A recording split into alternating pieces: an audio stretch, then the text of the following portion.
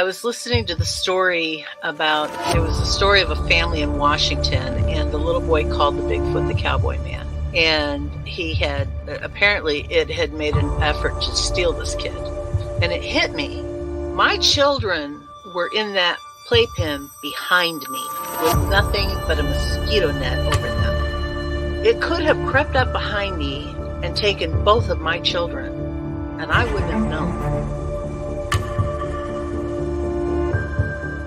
Father just got like a Mustang or something from Wyoming, okay? He had it out in the corral because he couldn't put it in the barn in the stalls with the other horses. It would kick and made all the other horses nervous. Had a Seminole Indian working the horse trying to break it every day. So they had it out in the corral. This skunk ape snuck up behind this horse and grabbed it on its hind quarters. This particular horse kicks out, jumps over the corral, runs into the pasture, to get away. At this point, the rancher's out there just blasted away with the dirty.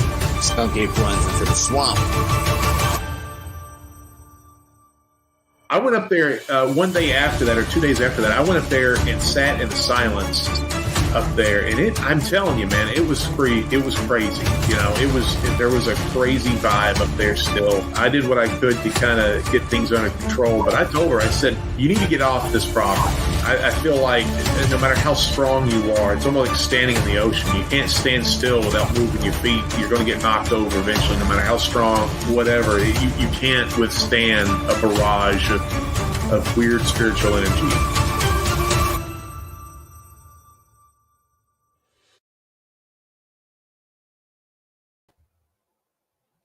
What's up, everybody? Welcome to Paranormal Odyssey Live. Lisa, how's it going, ma'am? Good. Trying to stay warm here in Arkansas, but all good. All good. Good deal. Took a break last week. Warned you guys I was going on a little bit of a birthday camping adventure. We'll talk a little bit about that in a minute, but it was a good time. Want to thank everybody for all of the birthday wishes. I sure do appreciate that. Got a great guest lined up for today, but before we get there, let's do all this fun stuff. If y'all haven't done so already, you're here for the first time, please hit that subscribe button. We certainly would appreciate it. If you've had an encounter and like to come on and share on an episode with us, either Lisa and I or on the podcast, first step to doing that is shooting me an email, Wayne@paranormalworldproductions.com.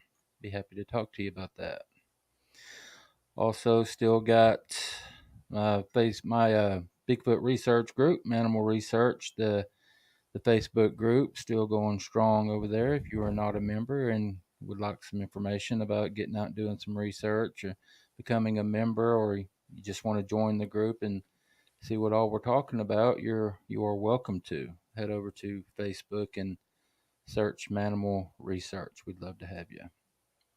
Also want to ask everyone to please go check out our website, paranormalworldproductions.com.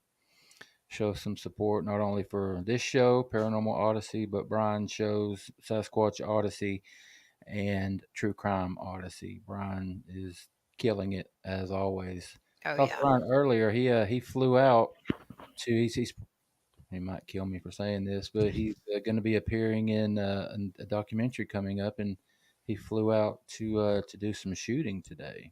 Awesome. I don't know if I was supposed to mention that. Sorry, buddy. Well, we didn't mention the name of it, so yeah, we're good. Yeah, not giving any details to it. He can do that when he's ready. Exactly. Yeah, Brian's a hell of a guy. He deserves everything that comes to him.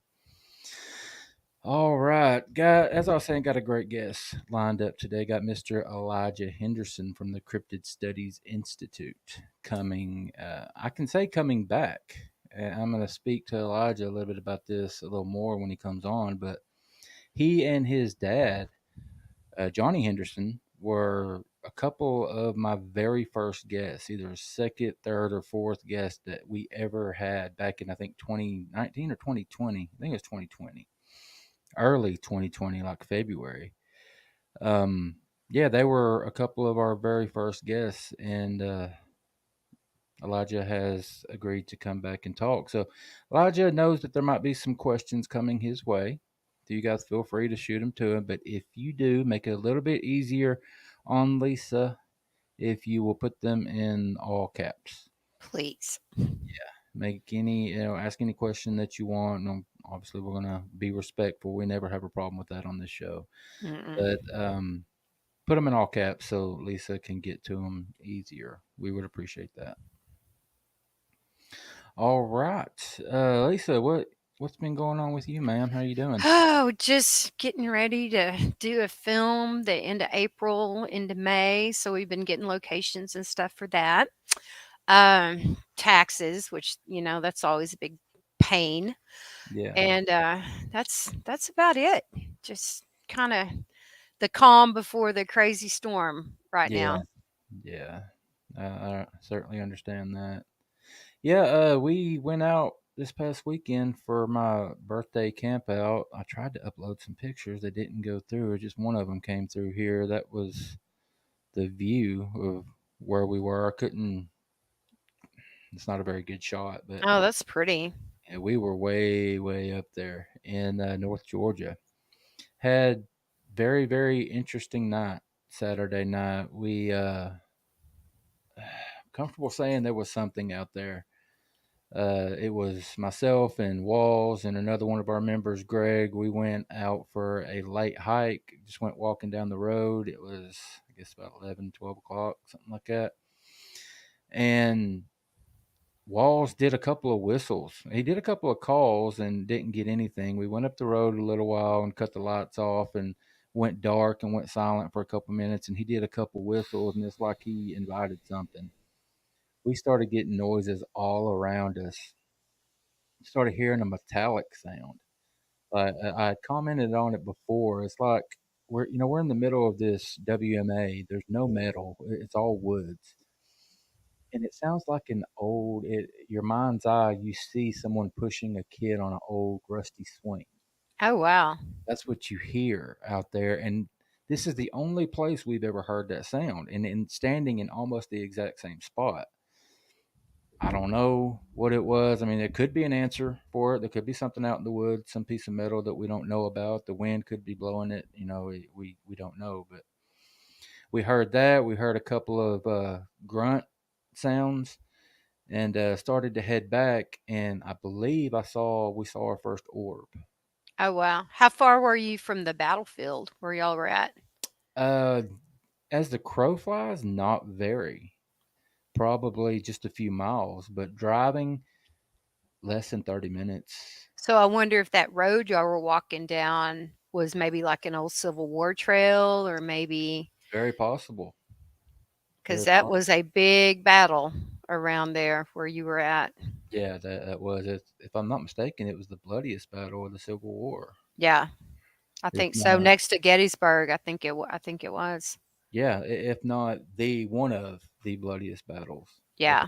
the Civil War. And there's definitely some spooky stuff that goes on at the battlefield. You and I were talking about that before we came on. But yeah, again, I can't say for sure, but there were lights out in the woods that should not be there. There were no campsites out in the direction that we were seeing this light. It was kind of an orangish white light, just looked like a ball floating. Hmm.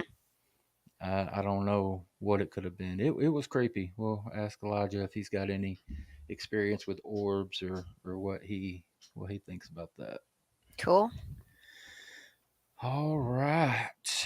Got Sandra Piper. How you doing, ma'am? Thank you for hanging out. Carson, as always. Thank you, buddy. Damian K. Appreciate it. My buddy Kevin.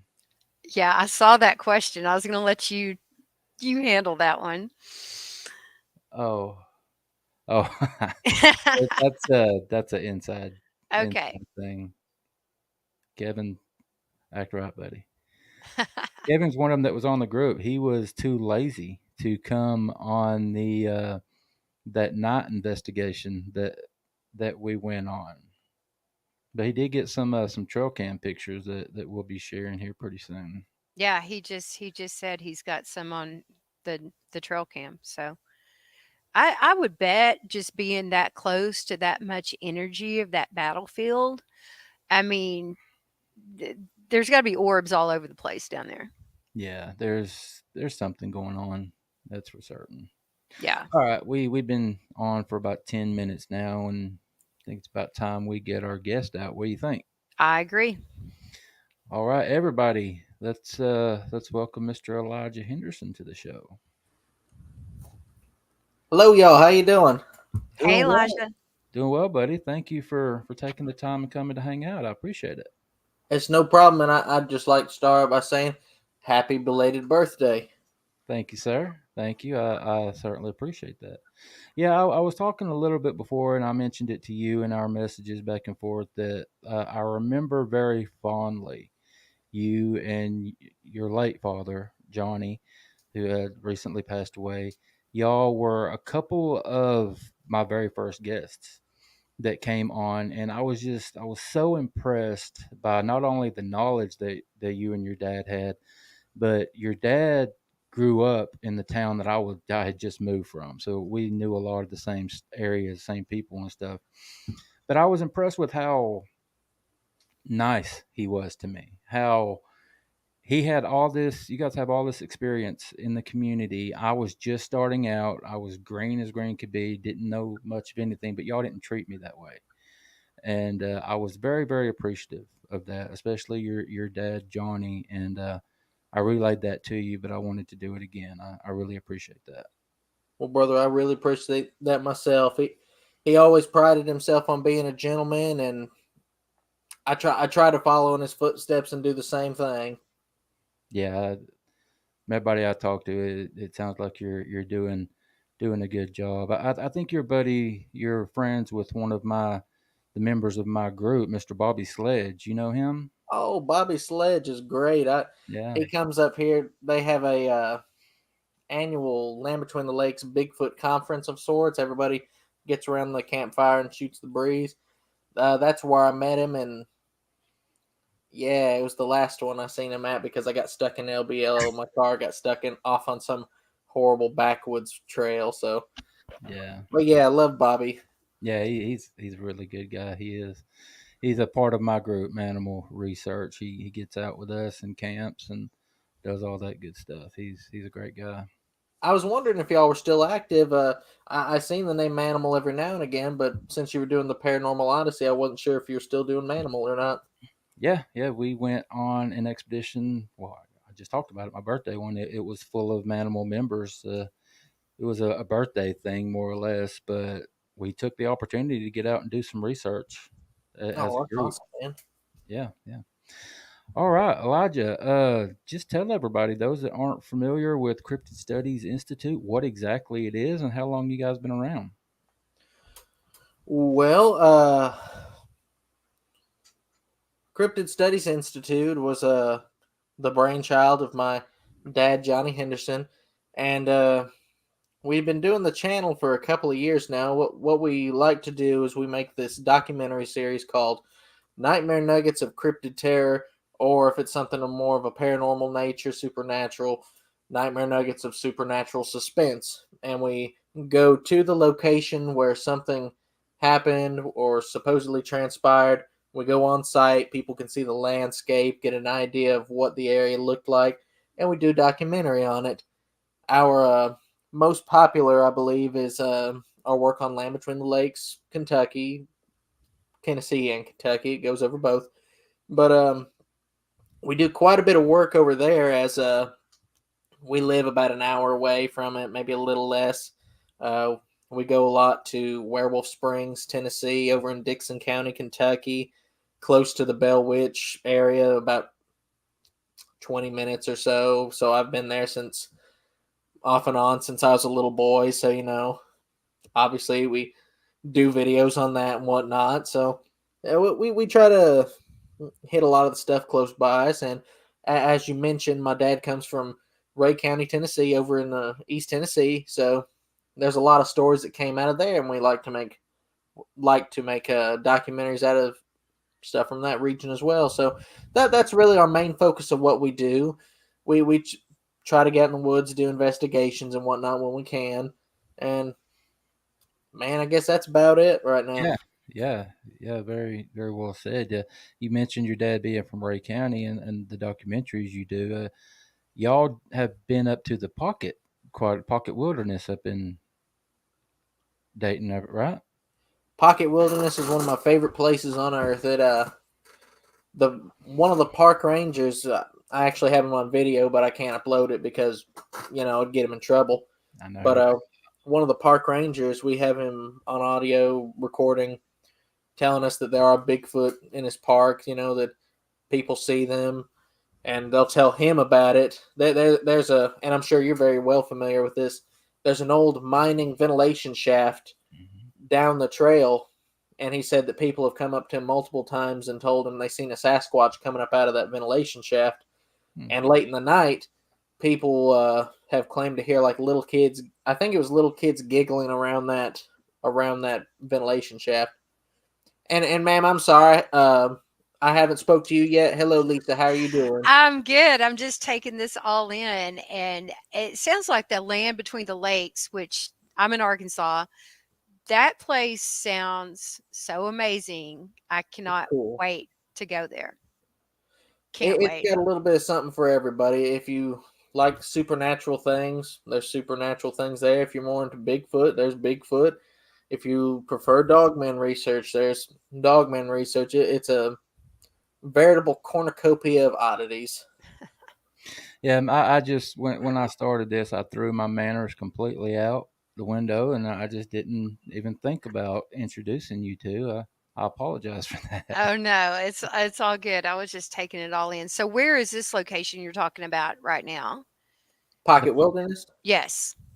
It's in my dad's old hometown, Dayton, Tennessee, which I'm actually sort of in the midst of packing. I got to ride up there with my family tomorrow. We had a cousin pass away, and I'm gonna Mm, go to his funeral on Sunday. But I will be in the area, kind of ironically, I guess. Yeah, sorry to hear about the sorry. passing, first off. Thank y'all. Um, yeah, the Pocket. That's a place that I've spent a little bit of time.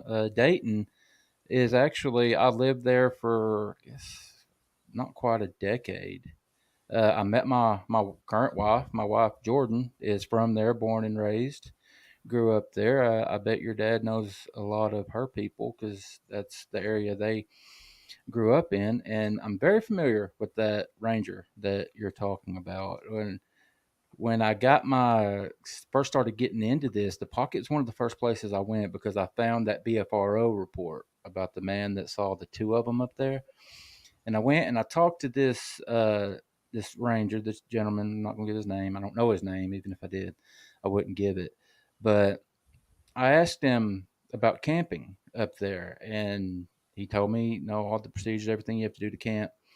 And I said, well, what kind of critters do we have to look out for? And he told, well, raccoons. You tie your stuff up in a tree. There's bear and the normal critters. And I said, what about much taller, covered in hair critters?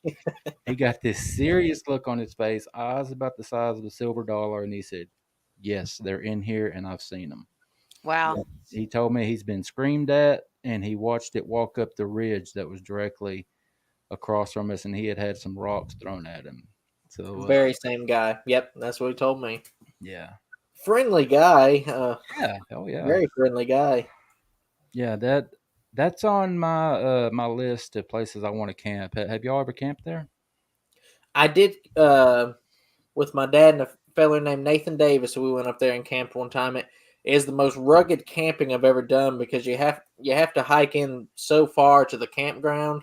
Mm-hmm. And this is kind of funny. When we went, they have a metal. They had it was metal, a metal bridge that went across this creek. And I guess a tree had fallen on it or something. It was all bent up and twisted up. So we had our luggage, couldn't go across that. So we're crossing the creek, trying to get over to our camp spot. Nathan's like, here, Johnny, you go across and I'll throw your bag to you. So he throws his bag, goes right in the creek. And my dad, I think he had like swine flu pneumonia, something like that at the time. He was miserable, but it was a beautiful spot. We had, just the basic string between two trees and tube tent, and didn't really get any activity, so to speak. That you could see somebody far off in the distance that was squatting up there. You could see their fire reflecting up on one of the boulders. But man, it was a beautiful time down there. I'd like to go again at some point. Yeah, yeah. One of the members of Manimal, Mr. Michael Smith, he and I are in talks of putting together a trip. But as you said, that's some rough camping up there. You got to pack pretty light because the closest there's two campgrounds if I remember right, and the closest one is 2 miles. And this is not 2 miles walking down the street. A lot of this area is Oh a no, goat trail, going up the mountain. So it was certainly a walk. yeah, yeah, that's what the gentleman, the ranger there, told us. The closest spot is about 2 miles in. So you got to you got to want to camp there. Well, yeah, man, go in sometime. Let me know if you get anything. I'd like to know if people still have things happen to them down there. Absolutely, man. I sure will. Um, I'm sorry. Go ahead. Oh, I was just gonna say, I actually have a friend that his name's Jim. I'm not exactly sure where he lives. I think it's up on top of one of the mountains over there. Uh, he said he's had some activity going down his trail. I think something threw a big old rock at him down there, and he's had an incident or two down there. I think I'm going to see him this weekend, and I could probably shoot the breeze with him about it and find out exactly where that's located.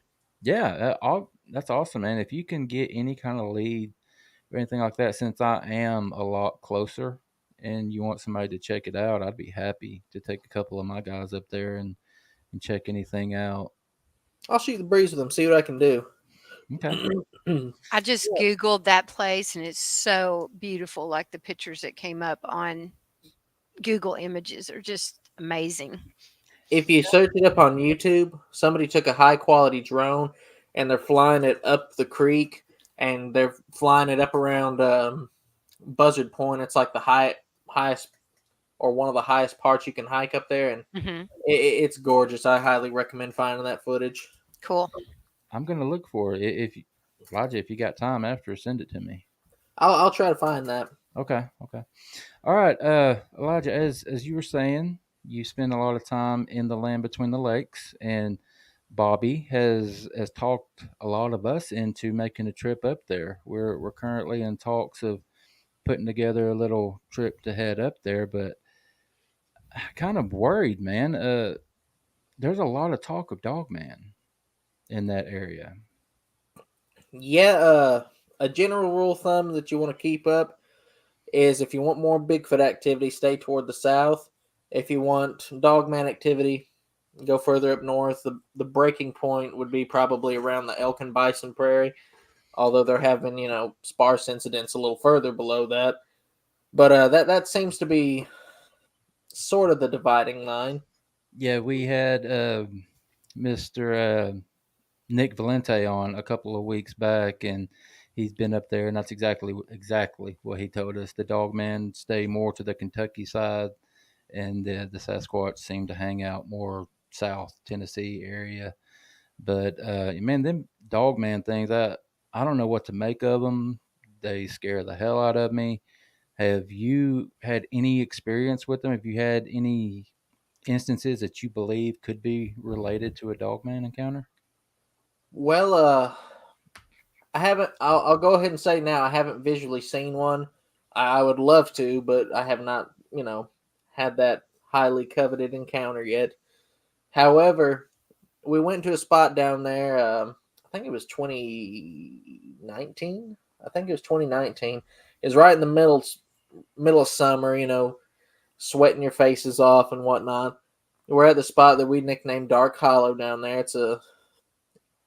It's closer to the middle, but a little further up, and it's around this creek. It's if anybody's ever heard of the bow hunter that was found in Land Between the Lakes dead, it's in that spot where he was found, where his body was found. And there was a encounter with a gentleman who was hunting for mushrooms. He was laying in his tent, and he seen one of those creatures walking through the wood line, and that's on Mr. Jody Cook's Beast of LBL documentary if anybody wants to hear more about that. But we went down there because, it'd been seen there before and whatnot. So we decided to go down there and camp. Got our stuff, went down to the creek, and set up camp. Went across the creek, put a trail cam, and just got ready for nighttime. As night started to roll around, me and my mom, we kind of started complaining to Dad, hearing stuff in the distance, like that kind of sounds like barking in the distance, and he's like, "Oh, y'all just freaked out and kind of imagining things because we're in such a creepy spot." But as the night went on, things kind of seemed in a way to pick up because well, let me branch off a little bit. As it got darker, all these cottonmouth snakes started coming out. There's like all these, I think, little frogs around the creek, and I'm sure they were coming out to eat them. But we counted about 5 or 6 cottonmouths down there. And my mom, she didn't mind where we went to go hunt for Bigfoot or Dogman, but she drew the line at snakes, and I really can't argue with that. I hate a snake. I'm sorry, but so we decided to not camp there through the night. However, I still wanted to stay there and do some research because didn't want to leave. So we decided we sit around for a little while, sit and listen, see if anything happens. While we're packing up, my dad spots some orange eye shine on the other side of the creek. He's like, "Hey boy, there's some eye shine over there. Let's go check it out and go get that trail cam." Get across the creek, had to pass up a coiled up cottonmouth right in the middle of the road. That was probably arguably most terrible part of the night. And we get across there, find out that the eye shine is a curious raccoon, lurking about. And we're looking over there at it with the light and whatnot.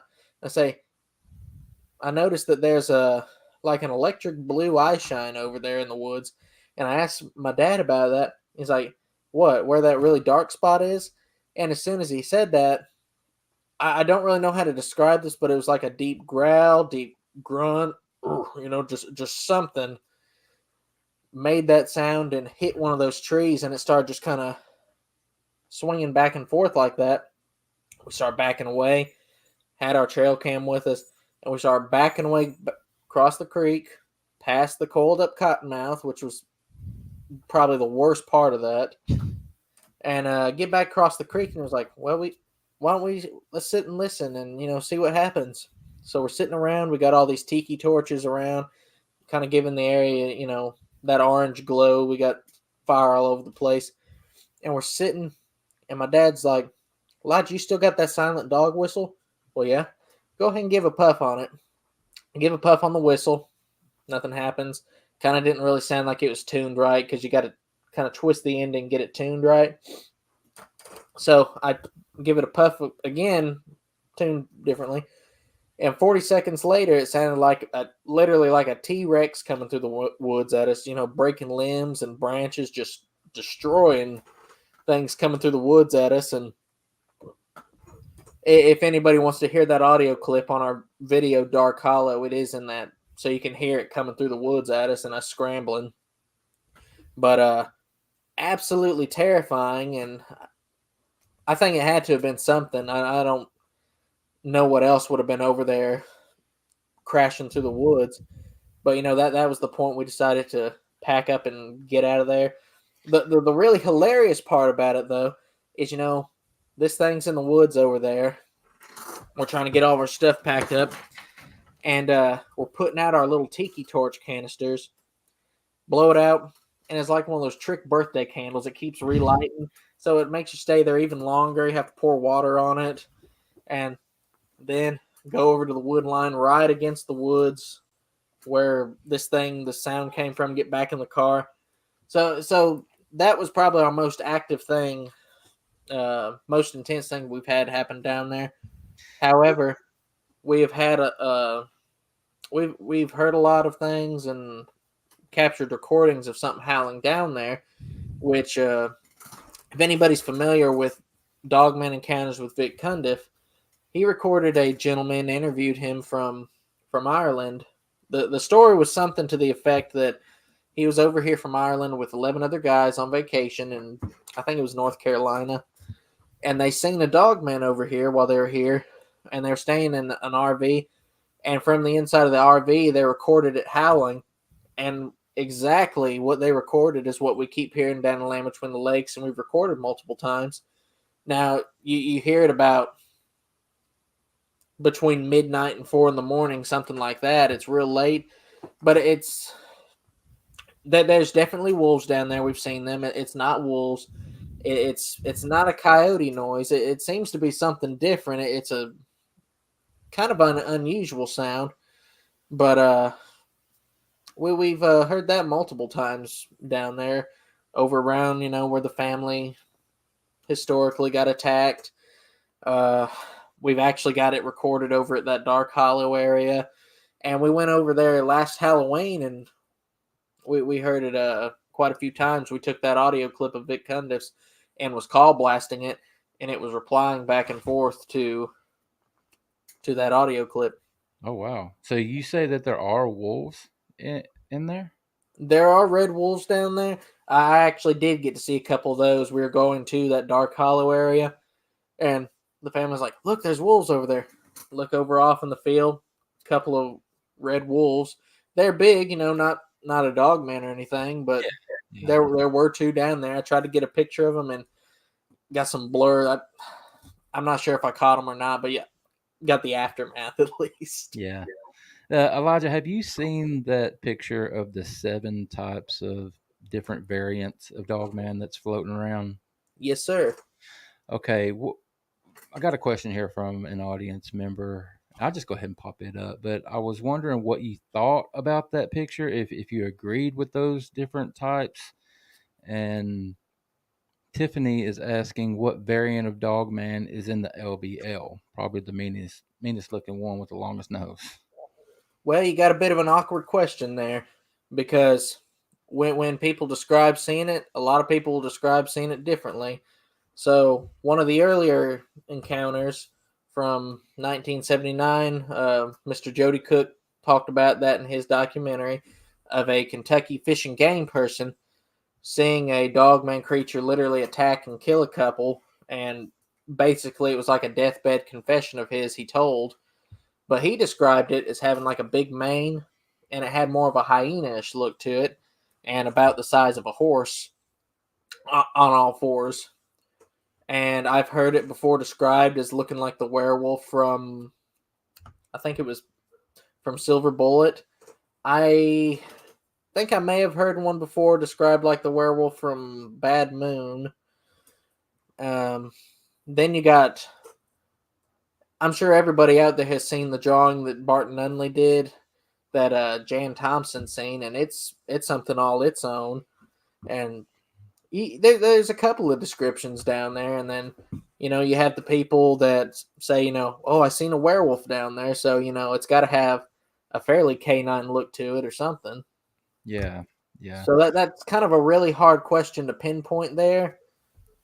Yeah, and I'm not that familiar with Dogman. I don't know if you can have a couple of different types of variants in the same pack, or how that works. Or, I mean, Jody'd probably be the guy to talk to about that. I actually interviewed Jody, and he was telling me about people like something or someone messing with his connections and his, I don't know. He was telling me about people interfering with his Wi-Fi and stuff, and we could not get through that interview. He kept getting kicked off. We had it scheduled a couple of times to come back on and try to finish, but I'm hoping to get that done. But you did talk about a bow hunter that was killed, and I'm not familiar with that story. Do you mind sharing that? Yeah, so a rough summarization is that in that area, Dark Hollow, there's a gentleman up there doing some bow hunting, and people found his body dead in a soybean field. He was partially eaten upon, which it'd be easy to take that information and run with it, but there are coyotes, there's red wolves, and other critters around there. I'm sure there's big cats up there, so it could have been anything. The awkward thing about the bow hunter is that there's been supposed evidence that what was it? That he had maybe a heart attack, or I think it's even been said that somebody was down there with him and, murdered him. So, we're not sure that it was anything of a creature related nature. I even know a person who says that they talked to a park official and heard more details about his death. That he was, I think it was like that his body was dragged away like quarter of a mile from his tent, something like that. Wow. And if anybody wants to hear more about that, I think the only source I know of to direct people to is Kunbo. Tim Kunbo Baker has talked about it before. Okay. So that would be a way to look it up. Okay. And Elijah, you had you touched briefly on the family that was killed in LBL. I'm sure you've been asked so many times to talk about that. Do you mind talking about that? Can we talk about that a little bit? Yeah, do you have any specific questions on it? Well, yeah, you and your dad interviewed a fella that claimed to have been there. I haven't heard a lot from the aftermath of that.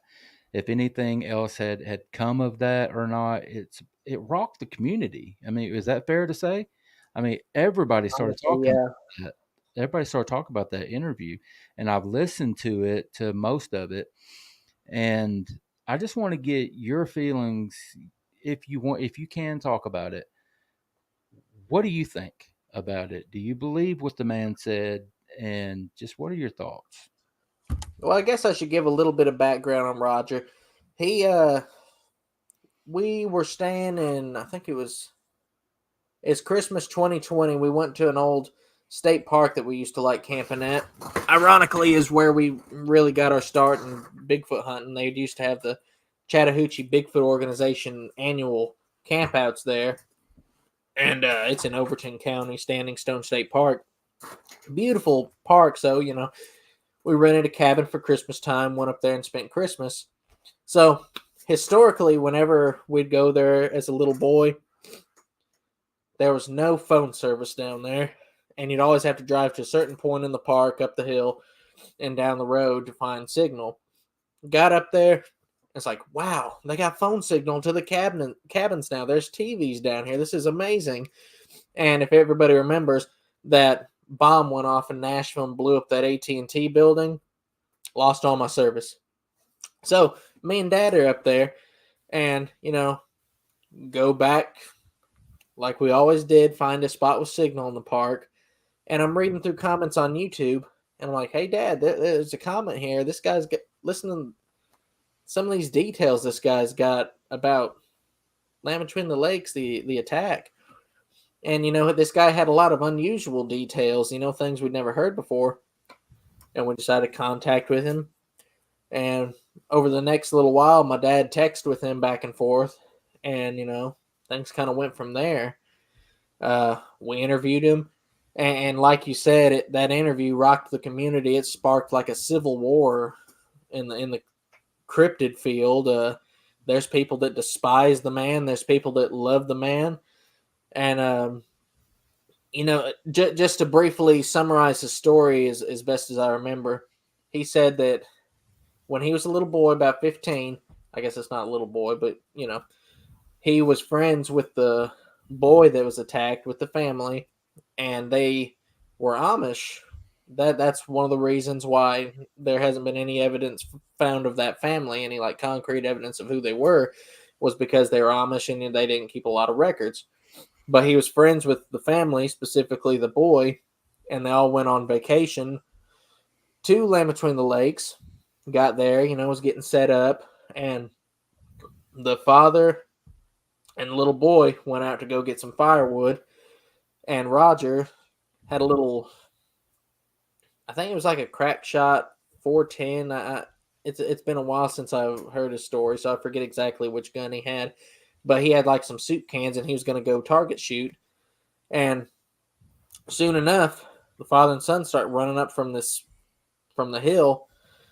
And I guess something was after them. The boy started running inside. The dad went to the driver's side to grab a shotgun from out behind the seat.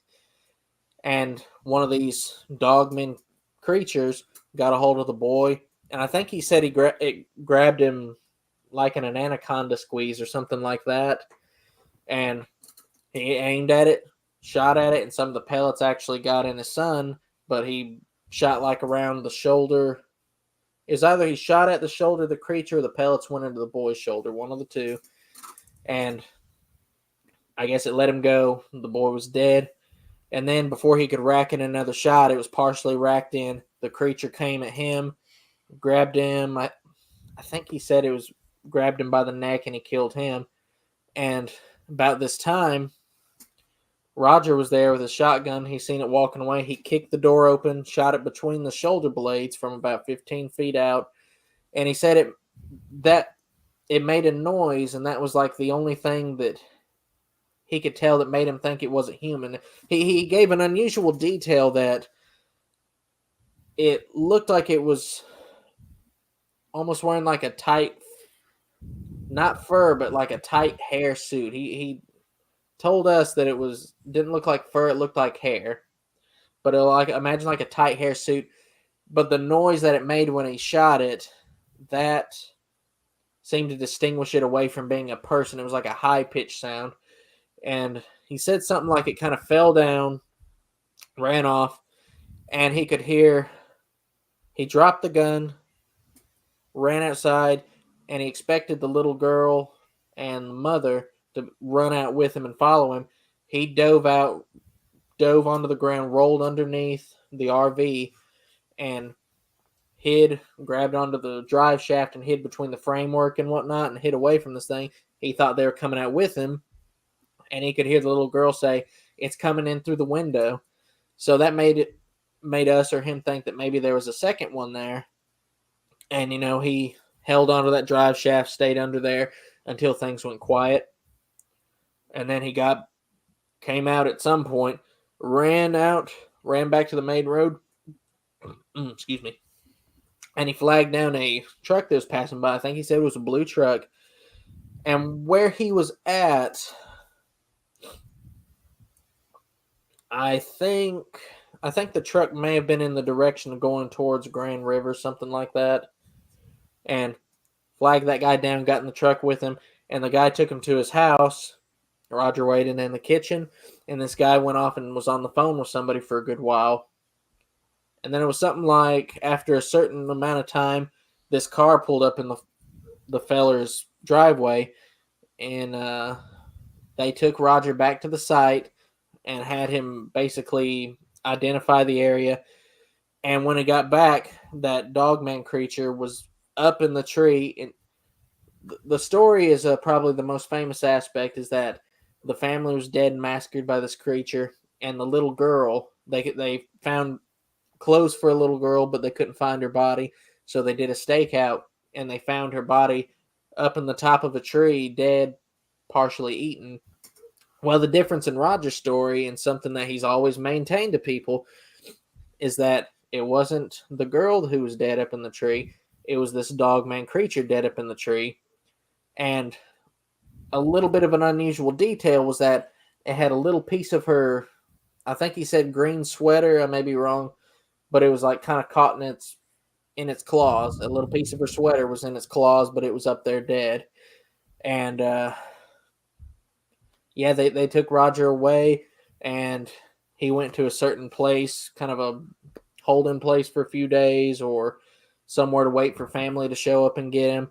And a family member of his took him back upstate. And that's Roger's story. And the general telling is basically different, but it's a lot ghastlier, a lot more gory. The family was torn up a lot more. And the biggest difference being the little girl was supposedly up in the tree. Yeah. Now, I'm sorry, Lisa, you got something? Well, I mean, I have like 3 questions. So if you've got like a shorter question, mine are going to be, I'm diving off into law enforcement. So if you've got a shorter question, Go with it. Okay. So here's my take, and I'm former law enforcement. When did this happen with the family? Well, it supposedly happened in April 7th, 1982. Okay. Which it's kind of ironic. I'm sorry to branch off here, but it's sort of interesting. April 7th, historically, to my knowledge, was the day that Jesus died on the cross. So I don't know if there's any kind of a connection there. That was when supposedly the crucifixion happened. Right. So with this family, so somebody had to come collect bodies. Somebody had to notify family. There has to be in that county some records. And even with the bow hunter, like with the bow hunter, when did that take place? That was, I think, the bow hunter was like the early 2000s, like maybe 2001. Okay. If you want to know about details regarding documents, Jody Cooks told us for a couple of years that uh, that he got to see the documents about the gentleman bow hunting, and I think he told us that it was the documents related it to a heart attack. Now, the interesting thing about LBL is that while there is creature stuff there, everything hinges on conspiracy over there. I'm not just going to come out and blame the park. You covered up all these deaths, but we have traced back to creatures attacking or making people disappear. At least 15 deaths or disappearances connected to creatures, and a law enforcement friend of mine. Y'all are probably familiar with him. His name's Martin Groves. I've heard the But, name. he's counted the number to 18 or 19 before. So there's, if anybody is interested in the conspiracy aspect, there's definitely reason to suspect that the park covered up these things instead of letting details out to people. But you know, if you think about it, how many millions of dollars does Land Between make a year? How many millions of dollars would they lose if there was a werewolf going through their park? And it's federal, right? Land Between the Lakes is federal. It's national forest. Is it federal park or? It's actually considered a national recreation area. Okay. So not quite a national park. I'm not exactly sure how it's different, but they consider it a national recreation area. To your knowledge, Elijah, are there records about that? Official documents about that incident? None to my knowledge, but you know that's not to say that there aren't. Yeah. But if they do exist, I haven't seen them. You know. But the county, like in a situation like that, when you do have like mass casualties like that, even though it's federal land and they're going to have jurisdiction, the Park Service is going to have jurisdiction on that. The county sheriff's department is going to come swooping in there.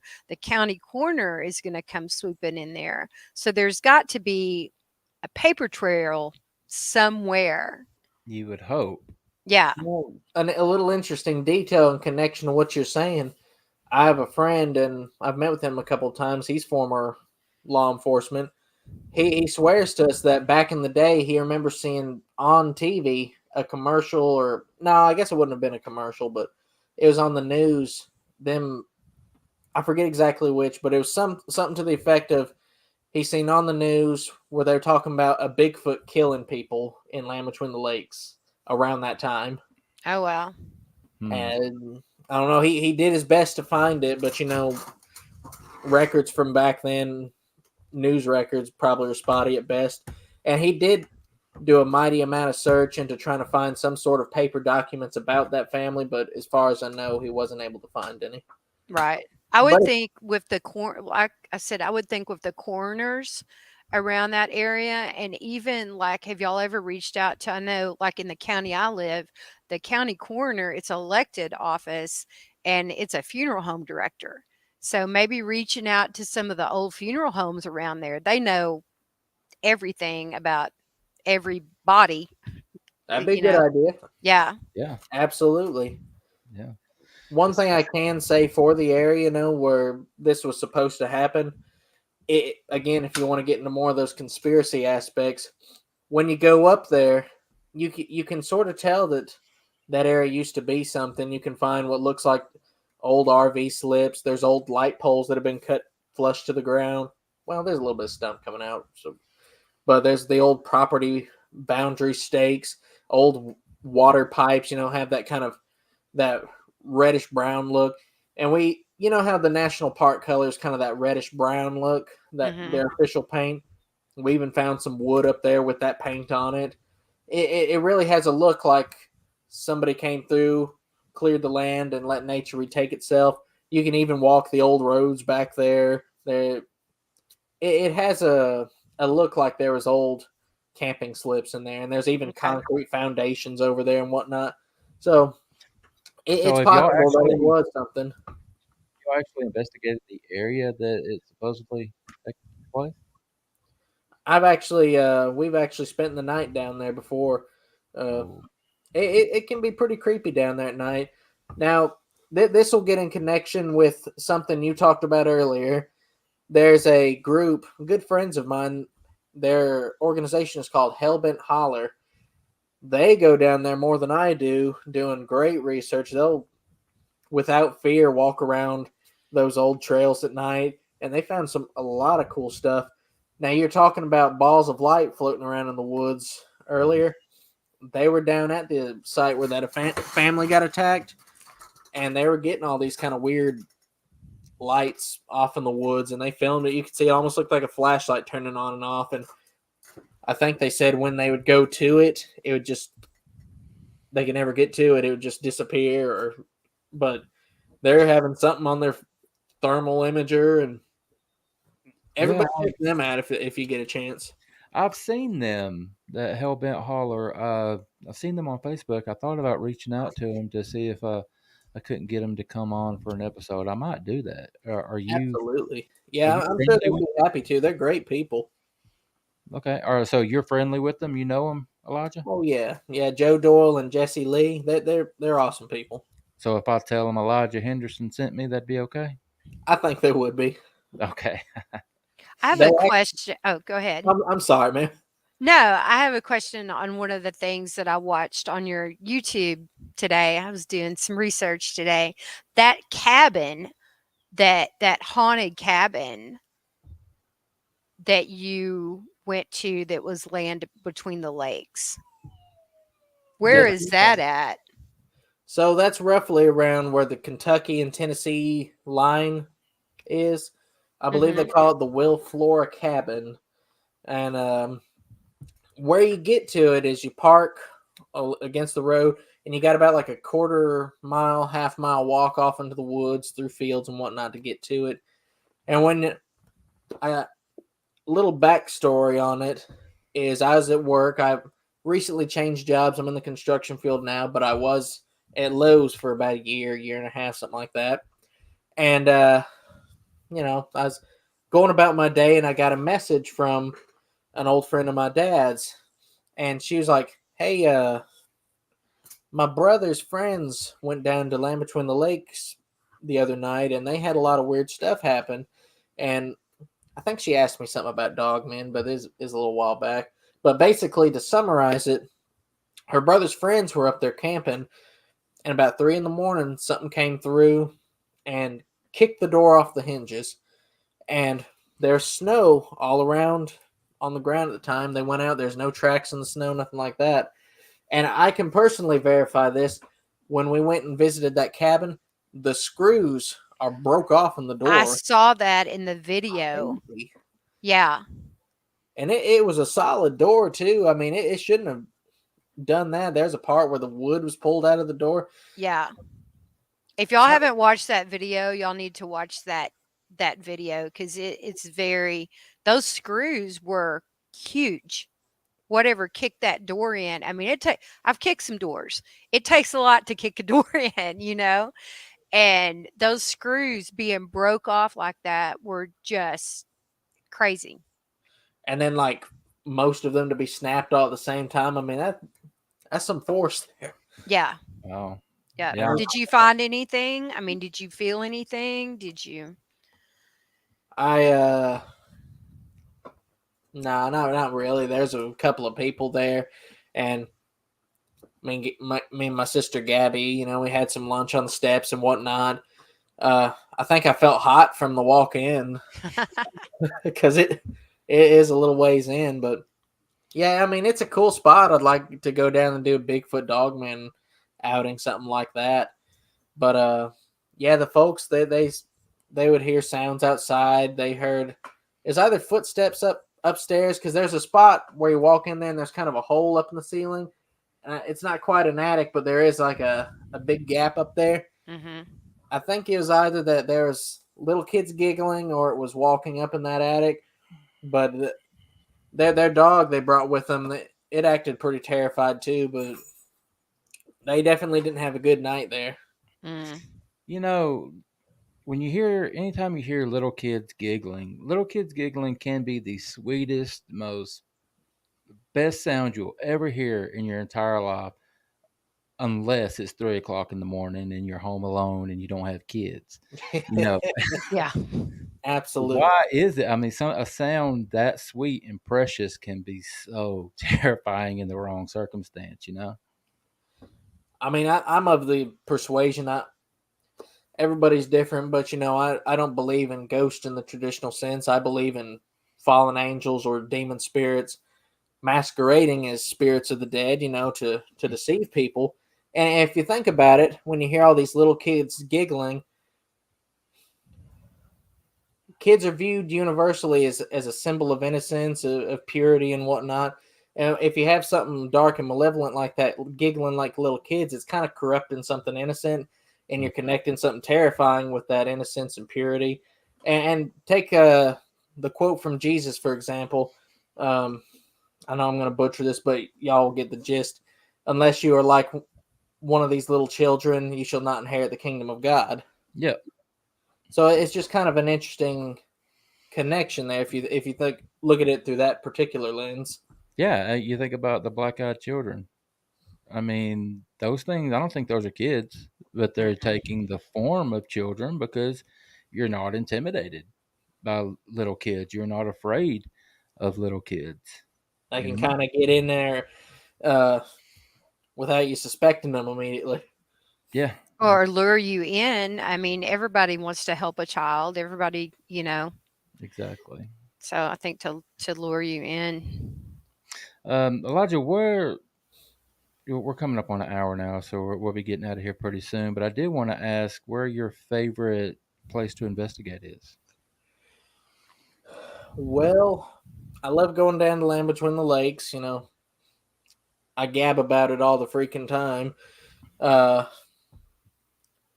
but I have a bit of a soft spot, nostalgic spot for Werewolf Springs because that park, Montgomery Bell State Park, I always went there as a little boy, and that was the first area where I had anything happen, and it absolutely terrified me. We had something very very short version. We were up there, and a train went by and blew its whistle, and something howled back and reply like it was in pain.